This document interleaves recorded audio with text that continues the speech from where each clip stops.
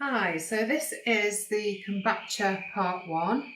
Kombucha is quite a popular drink at the moment and it contains lots of lovely probiotics which are good bacteria, fab for the immune system, really good for gut health, feeding our microbiome. So it's so easy to make and it's a lot cheaper than buying it in the shop. So we have to have what is called a symbiotic culture of bacteria and yeast to start all this off. So I'm just going to hold up for you. This is a little scoby.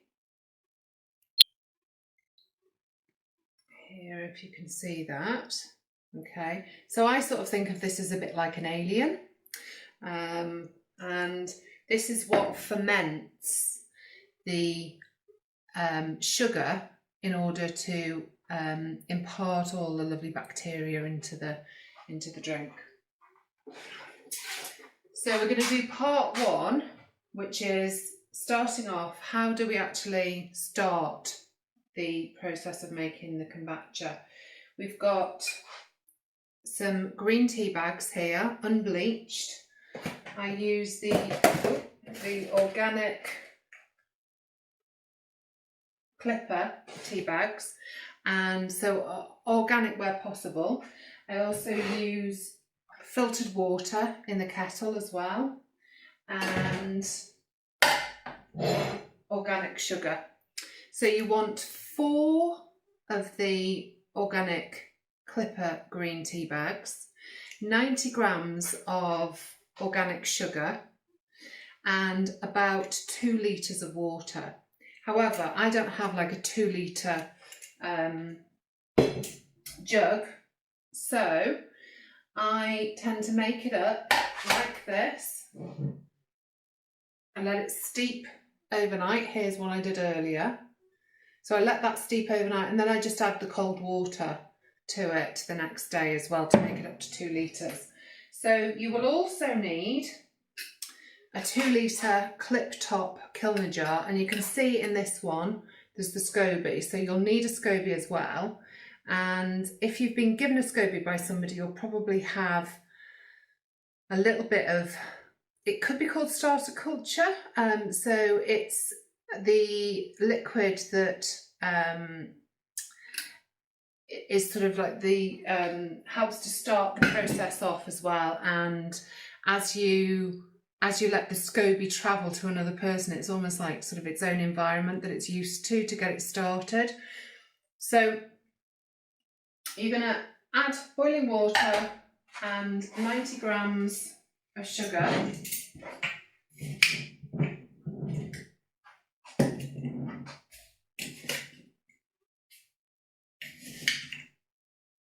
Trying to keep this as simple as possible today, because just so that you have to do part one in this video so that you can start to make sense of the process, because if, like me, your mind gets a little bit overwhelmed with instructions, then let's keep it simple for now in part one. I'm just going to get some boiling water.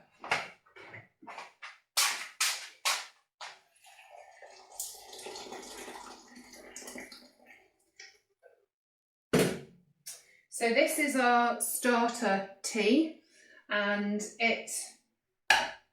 some people will use black tea. I was told to use green tea, and I like that idea. I also use white tea as well, so sometimes I'll do 2 white tea, 2 green tea, just to add a variety of antioxidants and different nutrients to the kombucha as well. So you have your scoby there in your starter liquid, and you're just going to squeeze off those tea bags in the cold mixture. So my demonstration one needs to cool before I put it in another. So it's got to be cool or just tepid, and tepid will help it to heat a little bit, to help it to start a little bit more. It's a living organism, the scoby, so you want it to to think of conditions that are favourable for it. So pouring it in and then just adding some liquid, more liquid, some water. There you've got your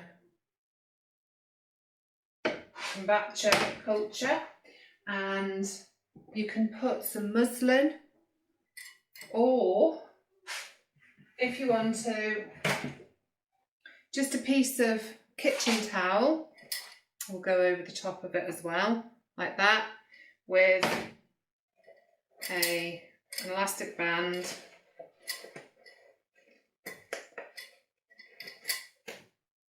There you go. So you've got your scoby there. Now you need to put that in a cupboard at an even temperature. So I put mine in the wardrobe in the bedroom, and you need to leave it for 7 days.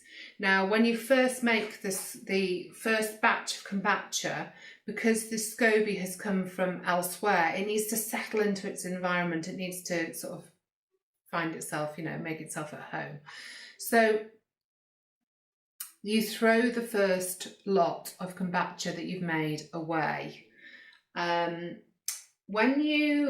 7 days, you may notice also bubbles coming up in the meantime, as you watch it, and you may see that the scoby has sunk, which quite often it does at first, but then as you find that your kombucha and scoby starts to develop, you'll see that it floats.